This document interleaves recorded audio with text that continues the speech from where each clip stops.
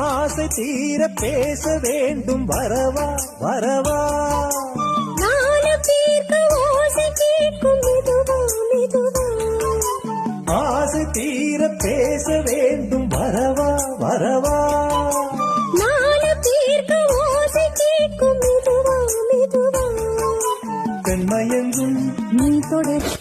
கண்மையெங்கும் நான் வர அங்கங்கு வாலிபம் பொங்கிட பொங்கிட அங்கங்கள் யாவிலும் தங்கிட தங்கிட தோள்களில் சாய்ந்திட தொகையை ஏந்திட யார் கண்ணனை நீ வர காத்திருந்தேன் ஜன்னலில் பார்த்திருந்தேன்